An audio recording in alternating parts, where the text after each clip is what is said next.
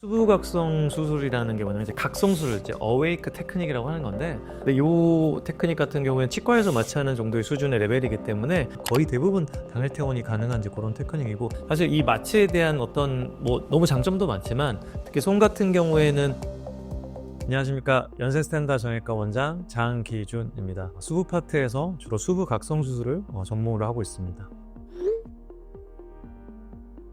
수부 파트가 사실은 이제 정형외과의 전체 영역에서 그렇게 인기가 많은 영역은 아니긴 합니다. 어깨 파트를 메인으로 하다 보니까 수부 파트까지 같이 이제 어쩔 수 없이 수술을 하게 되고 또 관심을 갖게 되다 보니 수부 파트가 너무 재밌고 좀 복잡하고 어려운 지점들이 저에게 더 흥미가 생기는 것 같아서 결국엔 더 심취하고 더 열심히 하게 된 그런 계기가 된 것 같습니다. 일단 수부각성 수술이라는 게 뭐냐면 이제 각성술을 이제 어웨이크 테크닉이라고 하는 건데, 저희가 통상적으로 손이나 어떤 이런 부위에 수술할 때 절개를 해야 됩니다. 근데 절개를 하면 당연히 피가 많이 나겠죠.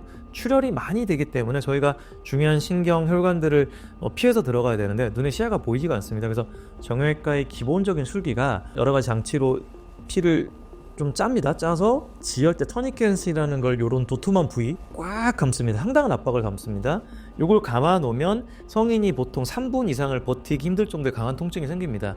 근데 그럼에도 불구하고 강하게 압박을 해놔야지 저희가 절개를 했을 때 피가 안 나는 상태를 만드는 겁니다. 지혈대가 통증이 세기 때문에 요 레벨 위로 마취가 들어가야 됩니다. 그래서 저희가 통상 대부분 수술에서 전신마취, 인공호흡을 하는 전신마취, 의식을 잃게 하고 근위안제를 쓰는 테크닉 또는 부위마취를 해서 감각을 아예 없애고 지혈대를 감습니다. 근데 저는 요 부위에다가 국소마취제를 먼저 투여를 하고요. 그 다음에 여기 중요한 혈관 따라서 라인을 따라서 지혈제를 꼼꼼하게 투여를 합니다. 그런 작업을 통하면 통증이 전혀 없고 피가 잠깐 일시적으로 전혀 안 나는 상태를 만들 수가 있습니다.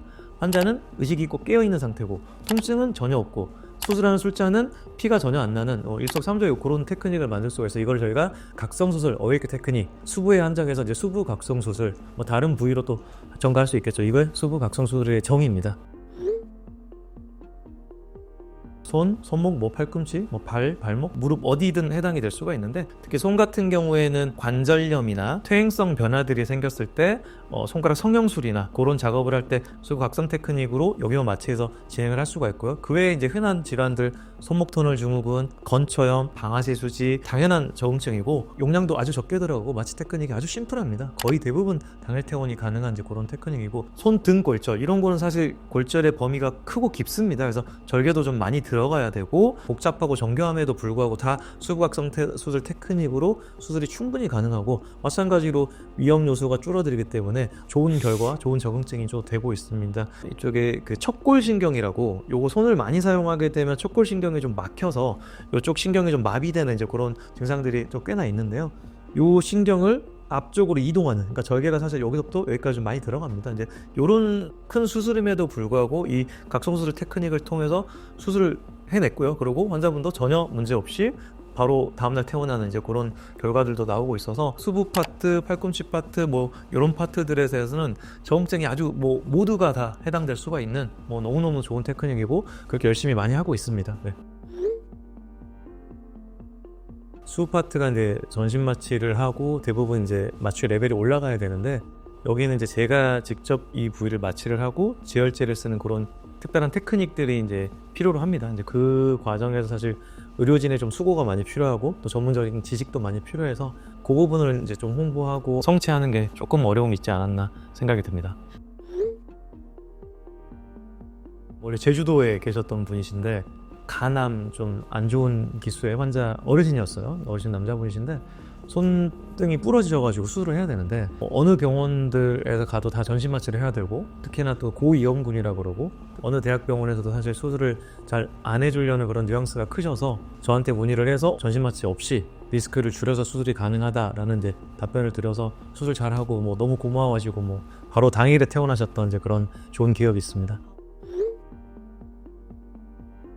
일단 마취의 영역이 가장 크긴 합니다. 수부 파트에 어떤 술기를 하더라도 절개를 하면 이제 피가 많이 나오기 때문에 지혈 작용을 해야 됩니다. 이제 그 지혈 작용을 하기 위해서 지혈대를 감아야 되고, 이 고통이 크니 이 레벨 위로 마취가 올라가야 되기 때문에 거의 뭐 90% 이상 대부분 전신 마취 조금 더 세련되게 가도 V마취에서 담을 재우고 이제 수술하는 형식이 대부분인데, 저는 그런 과정이 전혀 없이 여기만 마취하고 지혈제를 쓰는 테크닉을 하니, 전신 마취라는 게 사실 근유한제를 써서 스스로 자발호흡을 못하게 하는 좀 극한의 상태를 만드는 겁니다. 이제 그것 때문에 사실 어떤 데미지도 크고 리스크가 커지는데, 그 위험을 현저히 줄일 수 있기 때문에 안전하고 효율적인 수술 마취 테크닉을 저는 생각을 하고 있습니다. 전신 마취의 그 과정에 대해서 이제 내용을 조금만 알면 이 부분이 되게 이해가 쉬우는데요. 저도 이제 제가 마취과 의사는 아닙니다만, 전신 마취라는 것 자체가 내가 스스로 자발 호흡을 못하게 하고 아주 의식을 없앤 상태에서 인공 삽입을 통해서 인위적으로 숨을 쉬는 형태입니다. 이제 그 정도를 하려면 이제 저희가 근유한제라 그래서 모든 근육에 있던 톤을 떨어뜨리는 그런 약물을 쓴 다음에 수술을 진행하기 때문에 자발호흡이 안 되는 겁니다. 사실 짧은 마취든 큰 마취든 위험도는 높은 겁니다. 사실 그거는 뭐 어느 문헌을 찾아봐도 당연한 얘기고, 그렇기 때문에 마취할 때 마취 전 검사들 열심히 하는 거고, 고령이나 아까 그런 여러 만성질환 환자들이 위험한 상태가 생길 수가 있다는 것이고, 또 간단한 수술이든 큰 수술이든 전신 마취 후에 뭐 부작용은 뭐 조금만 찾아봐도 너무 많지만, 특히 가장 좀 많은 것들이 폐를 인위적으로 숨을 자발호흡을 안 하고 시키기 때문에 폐가 좀 쭈그러듭니다. 아무리 잘 깨어나더라도 한 2, 3일간은 거의 대부분 열심히 불고 폐가 좀 펼쳐질 수 있게, 그 무기폐라 그러는데, 그런 부작용들을 관찰하기 위해서 입원 일수가 최소한 2박 3일, 3박 4일,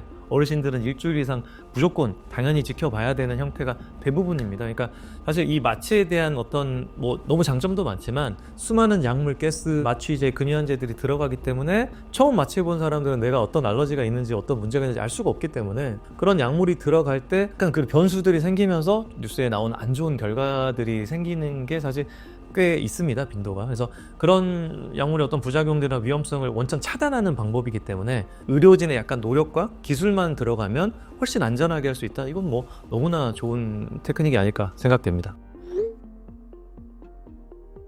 입원 일수가 일단 현저하게 줄어들게 되고요. 손가락에 뭐 골절이나 인대 파열이나 깊은 열상이나 뭐 인대 이식 여러 가지 뭐 대부분 수술하고 나서 2박 3일, 좀 범위가 큰 수술 경우에는 뭐 5박 6일, 일주일 이렇게 입원해서 상처의 경과를 좀 봐야 되는데, 근데 이 테크닉 같은 경우에는 치과에서 마취하는 정도의 수준의 레벨이기 때문에 아주 획기적으로 안전하게 빨리 퇴원할 수 있는 그런 장점들이 있습니다.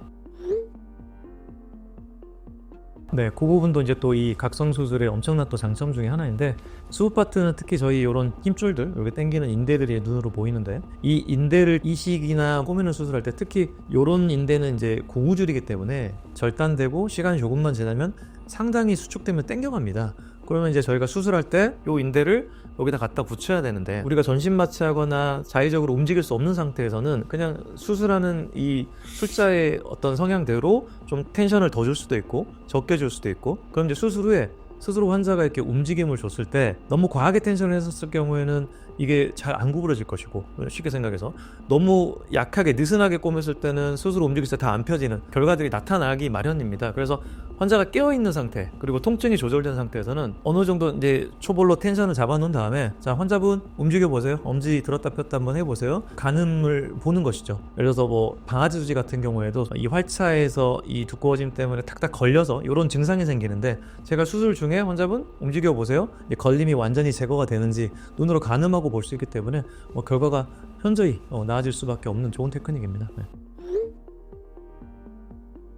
환자분을 많이 접하다 보니 뭐 시행착오도 있었고 지금은 좀 완숙된 단계로 간 것 같아요. 근데 이제 레벨이 많이 올라가면 이 수부 각성 테크닉이 좀 불가능한 경우가 있습니다. 왜냐하면 마취약이 너무 많이 들어가야 되고 국소적으로 이제 마취 조절하는 게 한계가 분명히 있습니다. 근데 지금 제가 트라이했을 때 한 요 정도 레벨까지는 합이 맞았을 때 케어가 충분히 가능한 것 같고, 같은 방식으로 제가 무릎에 이제 슬레골 뼈도 케이스를 꽤 해드렸고요. 그래서 발전돼야 할 방향은 꼭 수부에 국한될 게 아니고 무릎이나 뭐 다른 큰 관절, 그리고 여기도 레벨이 좀 올라가서 범위를 좀 확장시킬 수 있는 그런 발전 단계가 있을 것 같습니다, 제 생각인데. 실제로 임상에서 경험을 했을 때 디테일하게 약을 쓰는 그 지혈제와 어떤 국소 마취의 용량, 농도 이런 것도 너무 중요할 것 같고요. 그 다음에 지혈제가 너무 과량 투여됐을 때 부작용들이 있을 수 있지만 그거에 대한 또 대체 방안들, 안티도트 약이 준비가 되어 있습니다. 이제 그런 경험, 노하우들이 필요할 것 같은데, 전반적으로 봤을 때 다른 큰 마취보다는 리스크가 너무 낮아서 사실은 너무 효율성 있는 테크닉이라고 저는 생각합니다. 손이 오히려 파트의 특성상 아주 복잡하고 어렵습니다. 그거는 뭐 정형외과 의사들 누구나 공감하는 내용이고요. 왜냐면 눈 안 보시는 이제 맹인 분들이 점자로 책을 읽지 않습니까? 그거는 이 손가락에 신경세포가 정말 많이 들어있고 신경이 거미줄처럼 분산되어 있습니다. 그런 신경의 분포가 많기 때문에 조금이라도 절개가 가거나 어떤 수술을 했을 때 좋아지는 거에 비례해서 좀 불편함을 느끼거나 수술하고 나서도 조금 아파요, 이게 자꾸 거슬림이 있어요 라고 하는 케이스가 정말 많습니다. 왜냐면 손이 감각이 너무 많이 예민해서. 절대 수부 파트가 쉬운 파트는 아니고요. 정형외과 선생님들이 수부 파트를 또 많이 안 하려고 하는 이유 중에 또 하나일 수 있고요. 그래서 제가 환자 볼 때도 최대한 이 환자분은 정말 평생 같이 가자는 마음으로 처음부터 끝까지 케어를 해줘야 되겠다, 이런 마인드로 계속 환자 보고 있습니다. 이제 좀 젊으신 분 같은 경우는 어렸을 때 다쳐서 손상돼서 변형되는 분들도 있으시고, 계속 반복되는, 예를 들어서 막 이렇게 소리내는 그런 동작들 때문에 2차적으로 염증 반응 때문에 변형된 분도 있으실 거고, 손가락을 평생 많이 사용하셔서 퇴행성 관절염이나 류마티스 관절염 같은 경우로 변형되는 케이스가 많습니다. 각 상황에 맞춰서 기능을 살릴 수 있는 관절의 경우에 최대한 살리면서 모양을 바꿔주는 테크닉이 필요할 것이고, 그 다음에 기능이 그렇게 아주 중요하지 않는 관절 같은 경우에는 또 다른 테크닉을 통해서 모양을 좀 다듬어주고, 또한 통증까지 전혀 없게 만들어주는 그런 여러 가지 테크닉들이 사실 많이 있습니다. 지금 많이 하고 있는 수술이고요. 네.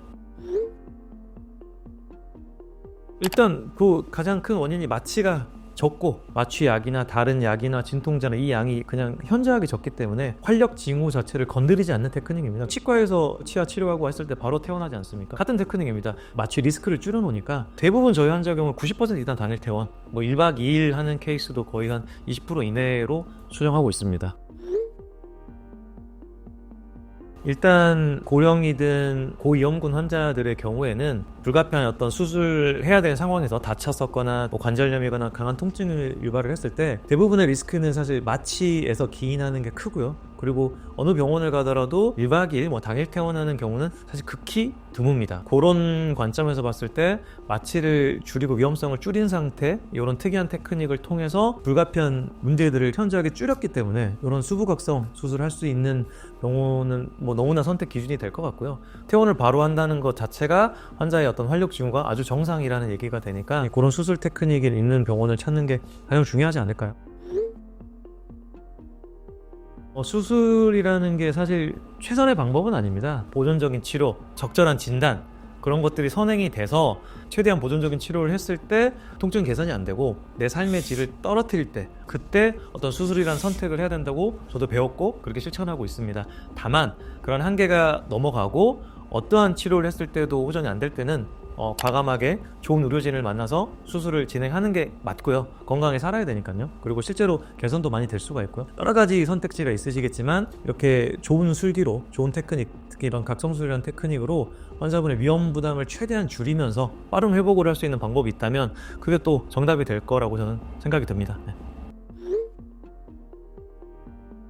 이런 어떤 좀 남들이 잘 가지 않는 길을 또 스스로 공부하고 또 이렇게 시행착오를 겪으면서 또 이런 좋은 기회가 생겼는데요. 제가 하는 이런 수부 각성 수술이라는 자체가 그거에 대한 또 되게 보람이 있고요. 앞으로 목표가 이제 이런 각성 수술 파트를 좀 여러 부위에 좀 적응을 시켜서 다양한 분야에서 환자분들이 위험하지 않게 뭐 입원 일수가 현저히 줄 수 있게 좀 발전되는 과정이 있으면 저는 좋겠습니다.